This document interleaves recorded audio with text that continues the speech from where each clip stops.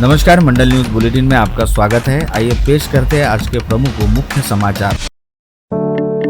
अमरावती महानगर पालिका के आगामी चुनाव में युति के तौर पर साथ मिलकर हिस्सा लेने के बारे में भारतीय जनता पार्टी को शिंदे गुट वाली शिवसेना के बीच विगत 2 दिनों के दौरान कई दौर की बातचीत हो चुकी है तथा कल दोपहर बाद हुई फुल एंड फाइनल दौर वाली चर्चा के बाद शिंदे गुट वाली शिवसेना के स्थानीय पदाधिकारियों ने भाजपा से खुद के लिए कम से कम 30 सीटें छोड़े जाने का प्रस्ताव रखा था। उधर दूसरी ओर भाजपा की मनपा चुनाव में युवा स्वाभिमान पार्टी के साथ भी युति करने को लेकर बातचीत लगभग तय है और युवा स्वाभिमान पार्टी की ओर से भी भाजपा के समक्ष खुद के लिए सम्मानजनक सीटें छोड़े जाने की मांग रखी है, जिसके चलते दोनों दलों की ओर से मिले प्रस्तावों को साथ लेकर भाजपा के मनपा निर्वाचन प्रभारी व संजय कुटे सहित भाजपा के कई स्थानीय नेता आज दोपहर नागपुर के लिए रवाना हो गए, जहां उनकी देर शाम भाजपा के वरिष्ठ नेता व राजस्व मंत्री चंद्रशेखर बावनकुले एवं संगठन मंत्री डॉक्टर उपेंद्र कोठीकर के साथ चर्चा होनी है। वहीं दूसरी ओर आज सुबह शिंदे गुट वाली शिवसेना के नेताओं व पूर्व सांसद आनंदराव अडसोडी एवं पूर्व मंत्री जगदीश गुप्ता के नेतृत्व में शिंदे गुट वाली शिवसेना के स्थानीय पदाधिकारी भी नागपुर के लिए रवाना हुए, जहां पर उनकी रामदास पेठ परिसर स्थित होटल सेंट्रल पॉइंट में शिंदे गुट वाली शिवसेना के वरिष्ठ नेता व मंत्री उदय सावंत एवं संजय राठौड़ के साथ बैठक हो रही है। राजनीतिक सूत्रों के मुताबिक इन दोनों दलों की अलग अलग स्थानों पर हो रही बैठकों के साथ आज देर रात या कल सुबह दोनों दलों के वरिष्ठ नेताओं व प्रमुख पदाधिकारियों की नागपुर में ही किसी स्थान पर संयुक्त बैठक होगी, जिसमें मनपा चुनाव के लिए युति को लेकर घोषणा करने के साथ ही युति के तहत सीटों के बंटवारे को लेकर जानकारी दी जाएगी। उम्मीद जताई जा रही है कि दोनों ही दलों के नेता व पदाधिकारियों की नागपुर में होने वाली अलग अलग बैठकों के बाद आज देर रात व कल सुबह दोनों दलों के नेताओं व पदाधिकारियों की कल सुबह संयुक्त बैठक हो सकती है, जिसमें सीटों के बंटवारे को लेकर सहमति बनने के बाद युति होने को लेकर अंतिम निर्णय भी घोषित किया जाएगा। ऐसे में अब सभी की निगाहें दोनों दलों की नागपुर में होने जा रही बैठकों की ओर लगी हुई है। बता दें कि वर्ष 2017 में हुए अमरावती मनपा के चुनाव में भाजपा ने 45, शिवसेना ने 7 एवं युवा स्वाभिमान पार्टी पर 3 सीटों पर जीत दर्ज की थी, जिसे ध्यान में रखते हुए भाजपा ने अपने साथ युति के लिए इच्छुक रहने वाली शिंदे सेना व वाईएसपी के सामने सीधा व सपाट विषय रखा है कि जिन सीटों पर पिछली बार जिस पार्टी का प्रत्याशी विजय हुआ था, इस बार वह सीट युति के तहत उसी पार्टी के हिस्से में रहेगी। इन 55 सीटों पर तीनों दलों की स्थिति को जस का तस रखने के बाद शेष सीटों के बंटवारे को लेकर चर्चा होगी। उल्लेखनीय है कि भाजपा द्वारा मनपा की 87 में से 75 सीटों पर ही चुनाव लड़ा जाता है। लगभग वही स्थिति शिंदे सेना व युवा स्वाभिमान पार्टी की भी है। ऐसे में उन बची हुई 20 सीटों में से भाजपा अपने लिए 10 सीटें रखते हुए शिंदे गुट वाली शिवसेना एवं युवा स्वाभिमान पार्टी को 5-5 सीटें देने के लिए तैयार है। यदि इस फार्मूले पर युति को लेकर बात बनती है तो युति के तहत भाजपा के हिस्से में 55, शिंदे गुट वाली शिवसेना के हिस्से में 12 एवं युवा स्वाभिमान पार्टी के हिस्से में 8 सीटें आएगी। ऐसे में अब यह देखना दिलचस्प होगा कि क्या सीट बंटवारे के इस फार्मूले के आधार पर तीनों दलों के बीच युति होने की बात तय हो पाती है। महानगर पालिका के चुनाव की प्रक्रिया शुरू रहते महाराष्ट्र कांग्रेस के चयन बोर्ड की महत्वपूर्ण बैठक आज मुंबई के तिलक भवन में शुरू हुई। वरिष्ठ नेताओं ने संकेत दिए कि मनपा चुनाव के वास्ते एडवोकेट प्रकाश आंबेडकर के नेतृत्व वाली वंचित बहुजन आघाड़ी के साथ कांग्रेस का तालमेल हो सकता है। बैठक में दोपहर 1 बजे अमरावती महानगर पालिका चुनाव संदर्भ में पार्टी की स्थिति और उम्मीदवारों की सूची पर चर्चा की गई। पूर्व मंत्री यशोमती ठाकुर ने पार्टी की पालिका चुनाव में बेहतर प्रदर्शन का उल्लेख कर अनेक मुद्दे रखे। भाजपा की वरिष्ठ नेत्री एवं पूर्व सांसद नवनीत राणा ने राष्ट्रवादी कांग्रेस पार्टी अजित पवार गुट के विधायक संजय खोड़के पर गंभीर आरोप लगाए हैं। नवनीत राणा ने कहा कि चोरों, गोलीबारी करने वाले और चाकू से हमला करने वाले अपराधियों के पीछे संजय खोड़के खड़े रहते हैं। ऐसे लोगों के साथ किसी भी प्रकार का राजनीतिक गठबंधन करना संभव नहीं है। राणा और खोड़के के बीच राजनीतिक टकराव नया नहीं है, लेकिन आगामी महानगर पालिका चुनाव की पृष्ठभूमि में यह विवाद एक बार फिर उभर कर सामने आया है। हाल ही में संजय खोड़के ने बयान दिया था कि यदि भाजपा विधायक रवि राणा की युवा स्वाभिमान पार्टी के साथ गठबंधन करती है तो राष्ट्रवादी कांग्रेस पार्टी किसी भी परिस्थिति में भाजपा के साथ गठबंधन नहीं करेगी। इस पर प्रतिक्रिया देते हुए नवनीत राणा ने कहा कि उन्हें भी संजय खोड़के का साथ नहीं चाहिए। उन्होंने आरोप लगाया कि खोड़के धार्मिक चादर चढ़ाने वाले और उनसे लाभ लेने वालों के पक्ष में खड़े रहते तथा अपराधियों को संरक्षण देते हैं। ऐसे लोगों के साथ गठबंधन का सवाल ही पैदा नहीं होता।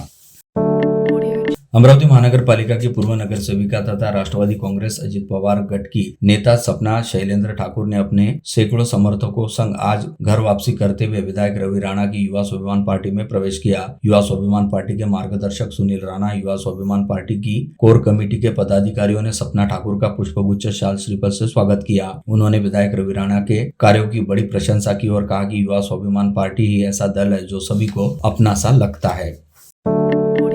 हाल ही में संबंध नगर परिषद के चुनाव में मिली सफलता के बाद अब वंचित बहुजन आघाड़ी ने अपना ध्यान मनपा चुनाव पर केंद्रित करना शुरू कर दिया, जिसके तहत अमरावती मनपा क्षेत्र में वंचित बहुजन आघाड़ी ने यूनाइटेड रिपब्लिकन फोरम के साथ युति करते हुए सभी सीटों पर चुनाव लड़ने का निर्णय लिया। साथ ही दोनों दलों के चुनाव प्रचार अभियान का नेतृत्व वंचित बहुजन युवा आघाड़ी के प्रदेशाध्यक्ष डॉक्टर नीलेश विश्वकर्मा व यूनाइटेड रिपब्लिकन फोरम के प्रवर्तक डॉक्टर अलीम पटेल द्वारा किया जाएगा। इस आशय की जानकारी आज यहाँ बुलाई गई पत्रवार्ता में पदाधिकारियों द्वारा दी गई। इस पत्रवार्ता में जानकारी देते हुए वंचित बहुजन आघाड़ी के जिलाध्यक्ष राहुल मेश्राम ने बताया कि पार्टी प्रमुख एडवोकेट प्रकाश आंबेडकर ने पार्टी के सभी जिलाध्यक्षों को मनपा चुनाव के लिए भाजपा को छोड़कर किसी भी अन्य पार्टी के साथ गठबंधन की छूट दी है, जिसके चलते अमरावती में वंचित बहुजन आघाड़ी ने राकापा, कांग्रेस, रिपाई, बसपा व उबाडा के साथ गठबंधन के लिए बातचीत करनी शुरू की थी, लेकिन सीट बंटवारे को लेकर बात नहीं जमने की वजह से आगे की चर्चा नहीं हो पाई। वही दूसरी ओर वंचित बहुजन आघाड़ी यूनाइटेड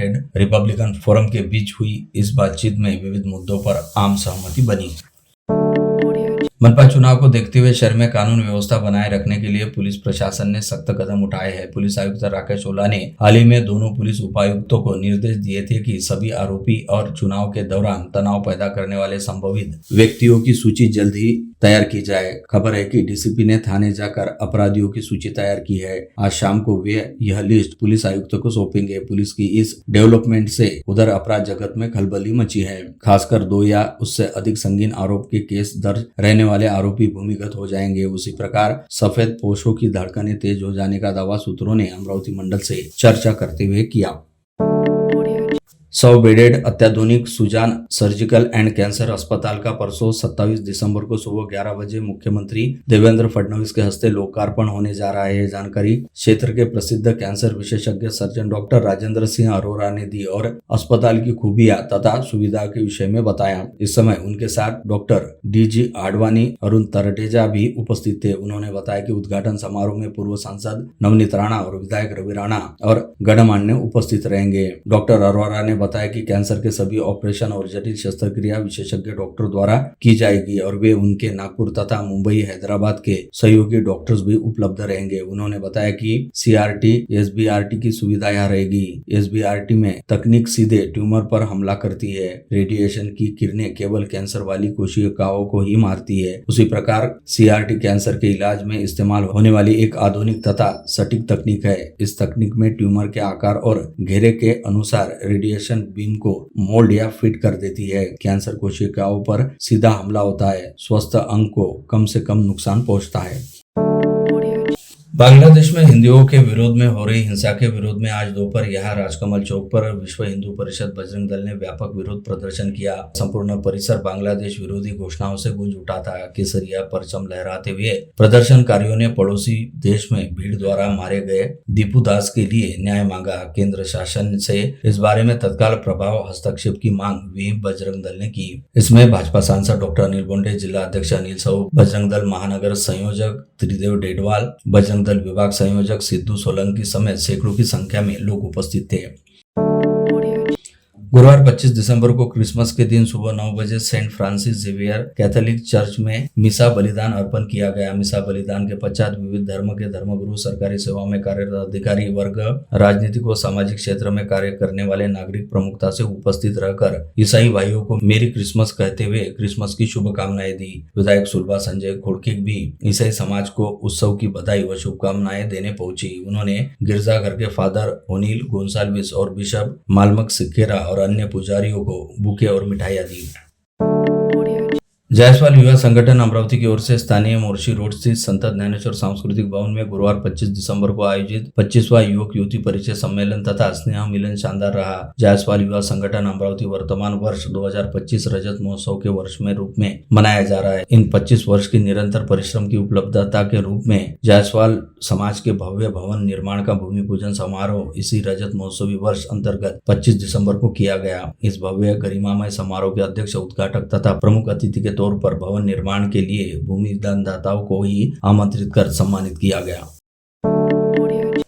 अगले माह 15 जनवरी को होने जा रहे मनपा चुनाव को लेकर प्रशासनिक तैयारियां बेहद तेज हो गई है। चूंकि राज्य निर्वाचन आयोग ने राज्य के सभी पुलिस घटक प्रमुखों को स्पष्ट निर्देश दिया है कि मनपा चुनाव लड़ने वाले प्रत्याशियों के रिश्तेदार रहने वाले पुलिस कर्मियों व अधिकारियों की सूची तैयार कर उन्हें निर्वाचन काल के दौरान बाहरी जिलों में ड्यूटी हेतु भेजा जाए। इस बात के मद्देनजर अमरावती शहर पुलिस आयुक्तालय की आस्थापना पर रहने वाले कई पुलिस अधिकारी व कर्मचारियों के परिजन अथवा रिश्तेदार मनपा चुनाव की राजनीति में सक्रिय है, जिसमें से कुछ लोग आगामी चुनाव में संभावित प्रत्याशी भी हो सकते हैं। ऐसे स्थिति में उन पुलिस कर्मियों की शहर में मौजूदगी रहने से उनके द्वारा अपने पद के दुरुपयोग की पूरी आशंका बनी रहती है, जिसके चलते ऐसे पुलिस कर्मचारियों को हर बार निकाय चुनाव के समय शहर सहित जिले से बाहर किसी अन्य शहर अथवा जिले में अस्थायी नियुक्ति पर भेजा जाता है। इसके तहत इस वर्ष शहर पुलिस आयुक्तालय में करीब 23 से अधिक पुलिस कर्मियों के संभावित प्रत्याशियों के रिश्तेदार रहने की संभावना है, जिनकी सूची तैयार कर उन्हें मनपा के चुनाव प्रचार का दौर शुरू होने से पहले नासिक भेजा जा सकता है।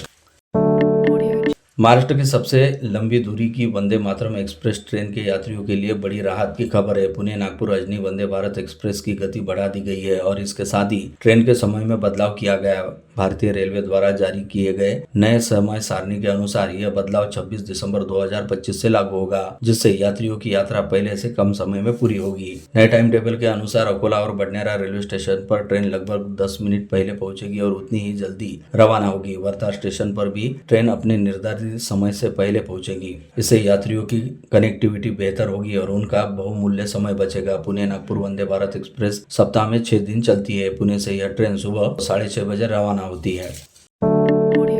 आगामी 15 जनवरी को होने जा रहे चुनाव के लिए मनपा प्रशासन ने अभी से ही अपनी तमाम तरह की तैयारियां करना शुरू कर दी है, जिसके तहत निर्वाचन प्रक्रिया का सबसे महत्वपूर्ण हिस्सा रहने वाले ईवीएम मशीनों को सुरक्षित रखने हेतु मनपा मुख्यालय में स्ट्रांग रूम तैयार किया गया, जिसकी खिड़कियों को ईंट व सीमेंट की दीवारों से बंद करते हुए स्ट्रांग रूम के चारों ओर सीसीटीवी कैमरे लगाने के साथ ही हथियारबंद जवानों का खड़ा पहरा भी तैनात किया गया।